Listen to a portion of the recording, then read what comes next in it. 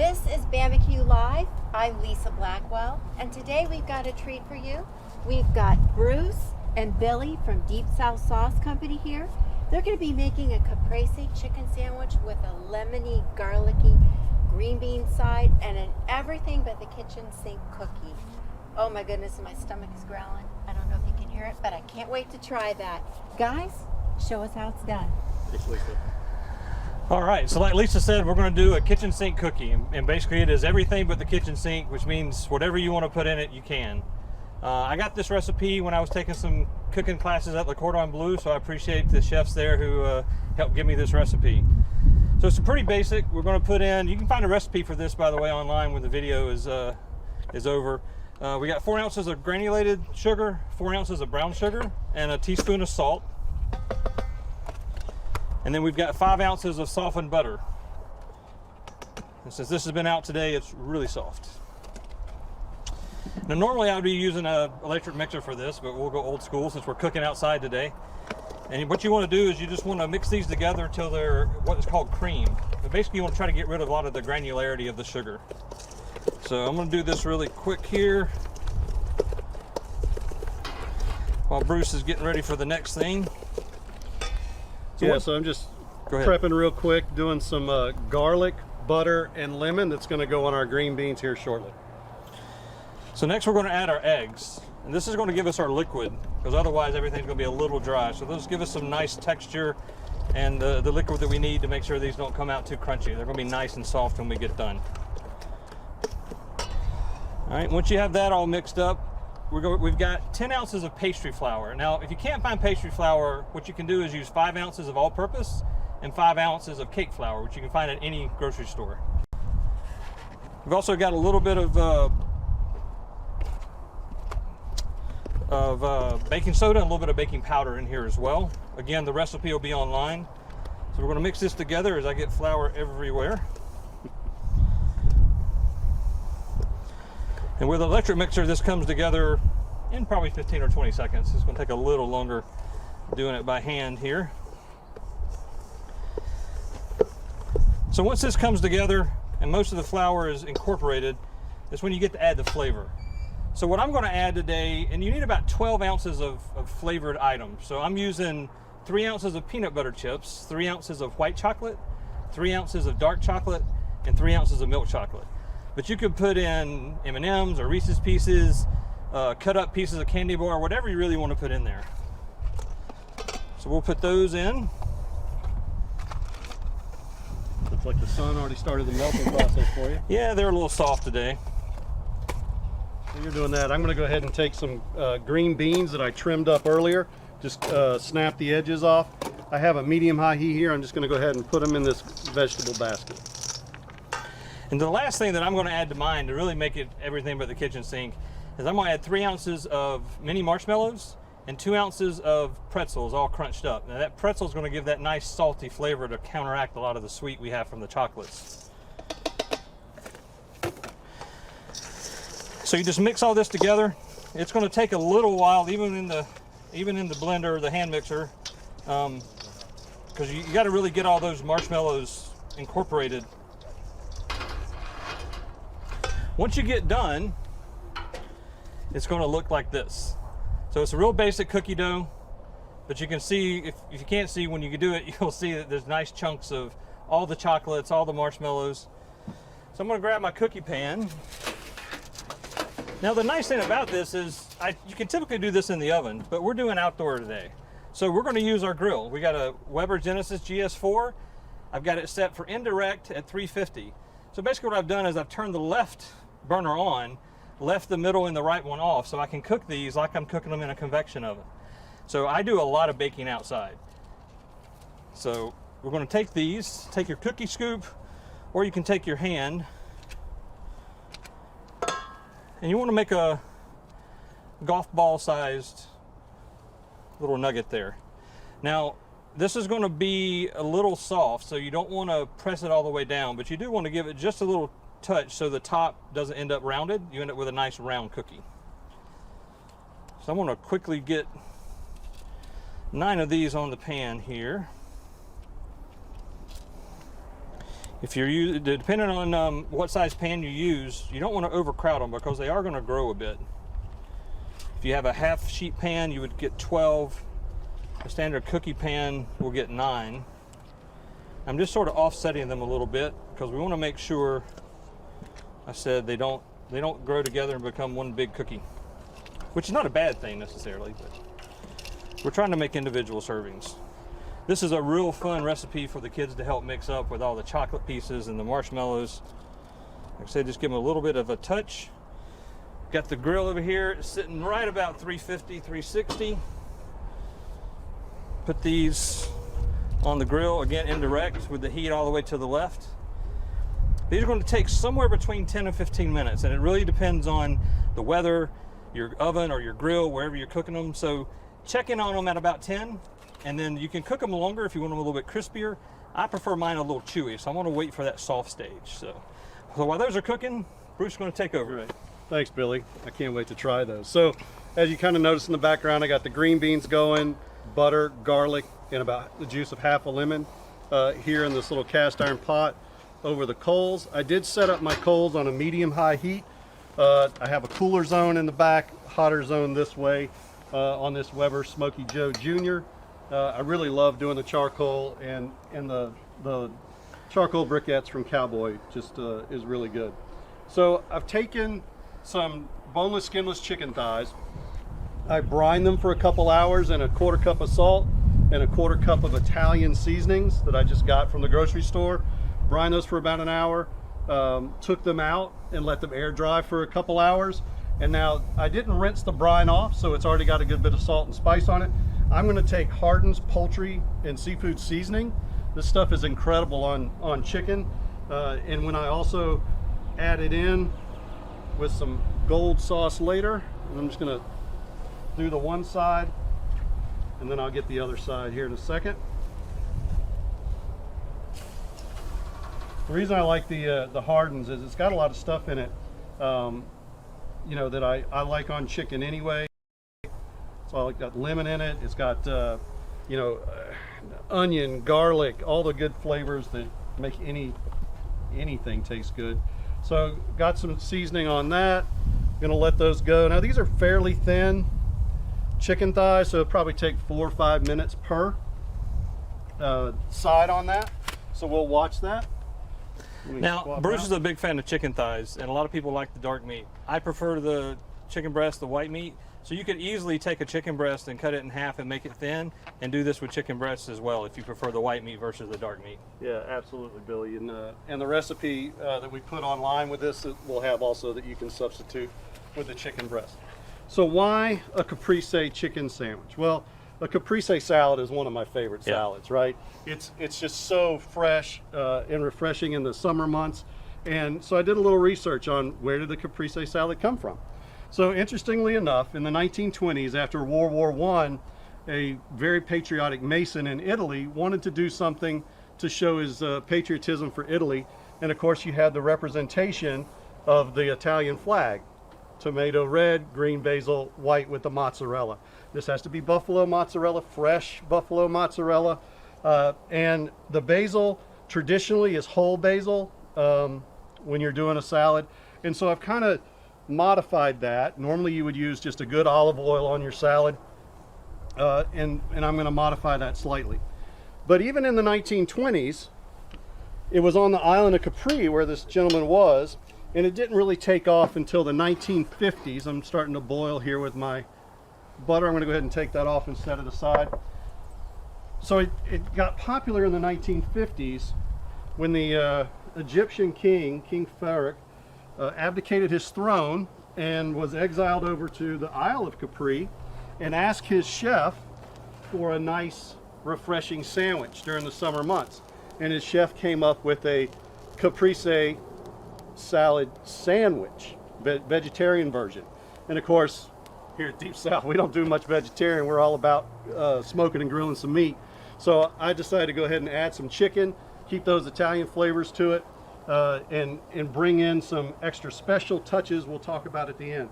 Now, I've gotten the bun. The bun is up to you. This is just an interesting bun that I liked at the grocery store that kind of fit the size of the chicken.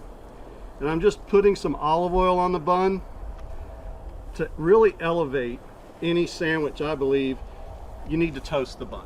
And any bun you can grill off to add some extra flavor and crunch is really just going to elevate it that much more. So I like to put a little oil on it, and then I'm going to put a little salt and pepper. And Bruce talks about this being a refreshing salad, and when it's a salad or a sandwich as well. If you can find fresh tomatoes, especially during the summer months at a farmer's market, obviously we love to support our local farmers, but fresh tomatoes will make a world of difference in this. The same with mozzarella. You can buy, you know, mozzarella in a liquid in most of the grocery stores, and that salty, briny liquid actually keeps that tasting like it was just fresh made. The closest you can get to fresh made mozzarella, the better this is going to be, because that will start to melt even with just having it on top of the hot chicken. So the fresher local ingredients you can get, you will be surprised at how well it makes a sandwich taste. Yep, just taking a look at the chicken there. Again, earlier, you know, I went ahead and did my prep earlier and sliced up, and we used our knives here from Gunter Willem. These are incredibly sharp knives, right? And I love them. The version we have, they're easy to clean and just make our lives so much easier when we slice these things. And you'll see when I cut through the sandwich later how easy it's going to come through. Did you do anything to prep the green beans, Bruce? Really, all I did to the green beans is just snap the ends off of them, put a little bit of oil on it to just kind of help with the stick of the salt and pepper. And we're just going to kind of let that coat and cook here a little bit.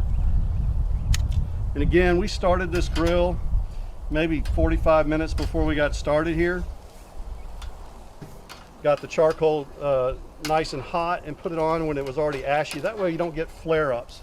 Sometimes when you do the chicken thighs, right, it's got some of that fat and it can drip down into the charcoal and flare up on you. So getting your nice bed of coals nice and even and already well heated and not flaming up is really going to help with that regard. Just throw that away for me. Again, so back to King Ferric. Well, you know, so he had a sandwich. Great. What does that do?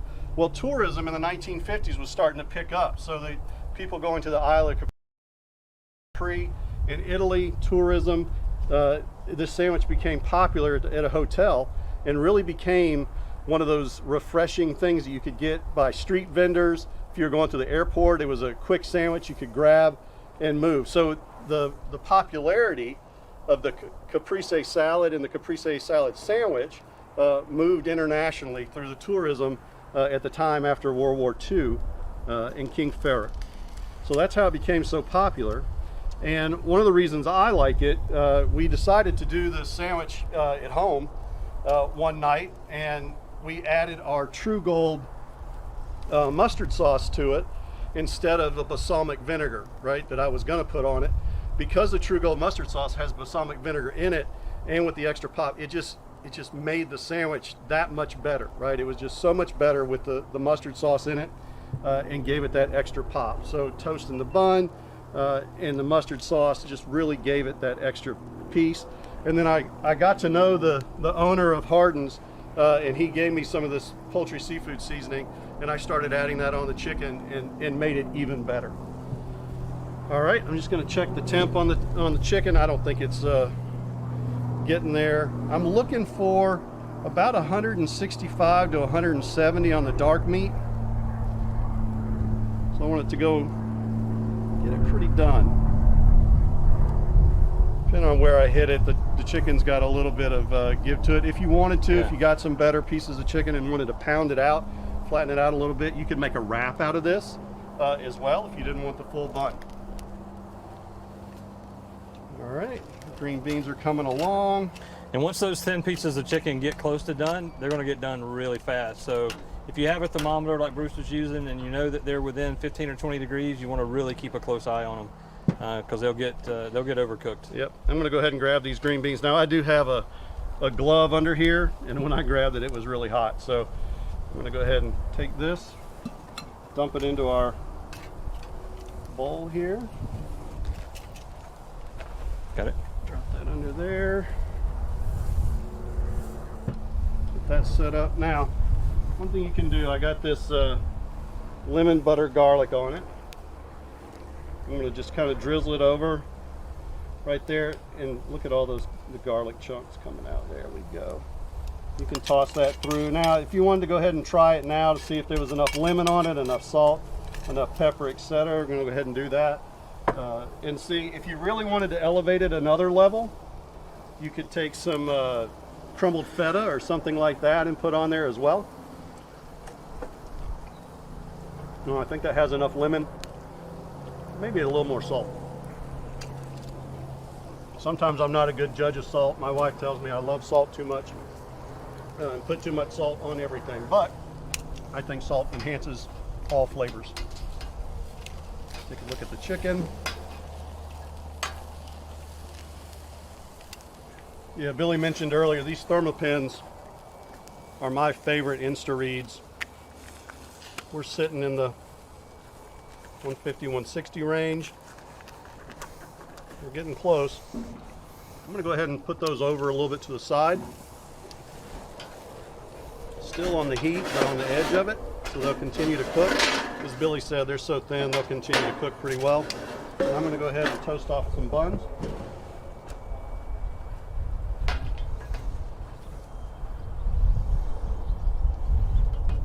Again, just toasting off some of these buns just adds that extra crunch and flavor. That olive oil, salt, and pepper will really help accentuate it as well.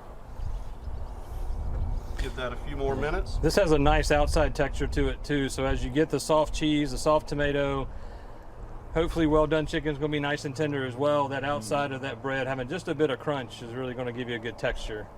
Yeah, one thing I like to do is when I buy the mozzarella, I go to the specialty cheese section and they have some that's already sliced. And before I pulled it apart while it was still cold, so it was easier, and then I left it out here for a little bit so it softens up just a little bit when it goes on the sandwich. There we go. Starting to get a nice toast on the buns. I'm going to go ahead and put some of these down. Yeah, that's a good one. We'll get ready to plate here in just a second.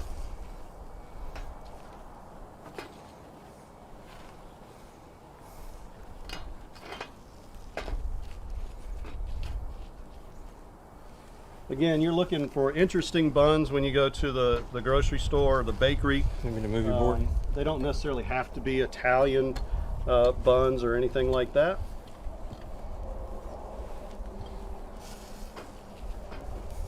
Thanks, Billy.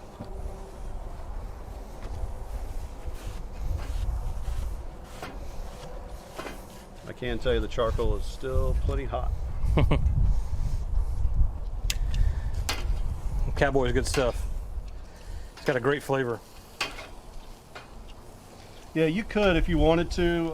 Also from Western Wood, you know, they make chunks you could lay in here. This isn't really cooking long enough to absorb a lot of the extra smoke flavors that you could get from those chunks. But you know, cherry might go well with this. You want these on the board? Yeah, go ahead and put them on the board for me. Thank you. All right, and these are about done.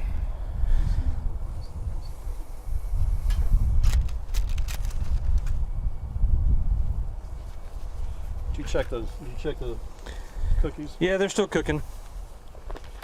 This one is ready to roll. I'll go ahead and do this one. And these will need to sit once you take the cookies off. So these are probably not going to have time to be taken off without falling apart because they need to set up a little bit. So I've got some that we cooked a little bit earlier before we started, and those are the ones we'll show you how they look. So getting the chicken, the tomato, the basil, and the mozzarella. Is there any order to do it in necessarily? I don't know. The Italian flag certainly has an order to it when you look at it, but I kind of like the cheese up top.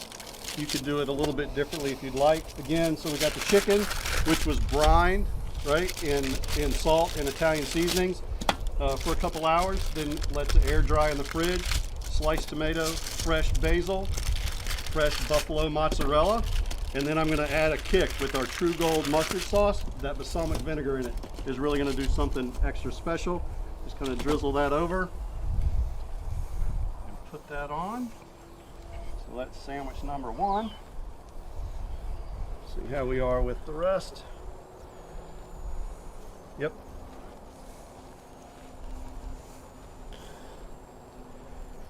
Try to Good. be a little neat. One thing I forgot to do for the beans is I did, before I used that lemon, I zested it. You can get some lemon zest on the beans as well. Add a little more pop. I think we are ready. There's some more.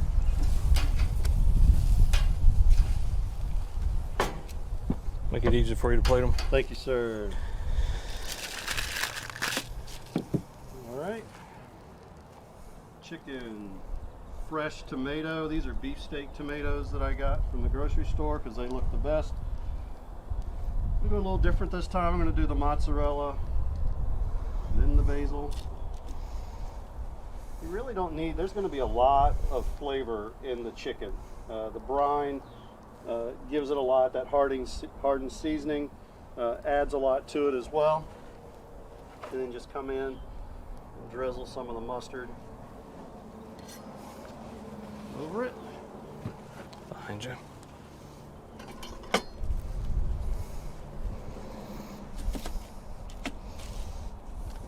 You want to Couple of put some sandwiches. beans? Or are you going to leave the beans on the side? Beans are over here. They're fine. I got them.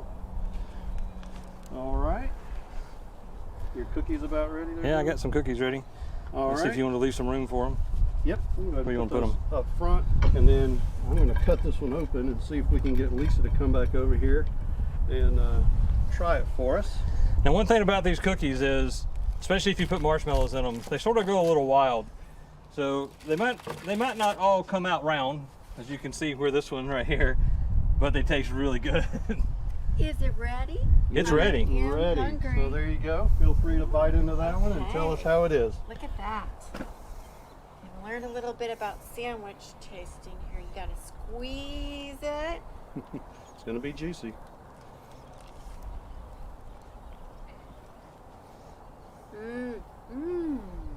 Yeah. That is delicious with the mustard.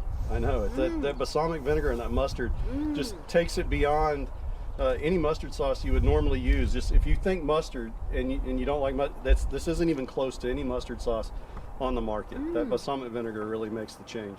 That is absolutely delicious. I love it. A last little piece of cheese here. I'm gonna try over here. That is really, really good. Thank you. Can you substitute the meat if you want to? Well, you know, it was originally started as a vegetarian dish, so you could do it without the chicken at all. You could You could do choose to smoked tofu. You could do smoked tofu on it and still use the mustard. You could use like a veal, grill that off. Yeah. The chicken, and you could use pork tenderloins. Pork tenderloin. Yeah. Probably wouldn't go the beef route, but Yeah, definitely beef- pork, chicken, beef veal might would do be it. really good. So, Okay. Hey, I want to grab a green bean here while I try this. oh yeah, and don't forget to try a cookie. We are going to have some really good eating here. This is totally awesome. I'm just going to be talking and eating at the same time like I do on the show. So, I'm going to try the cookie. Oh my goodness. A lot of flavors in there. I got everything right here. This is awesome. Well, I'm going to continue eating. But thank you so much for joining us, and we'll see you next time on BBQ Live.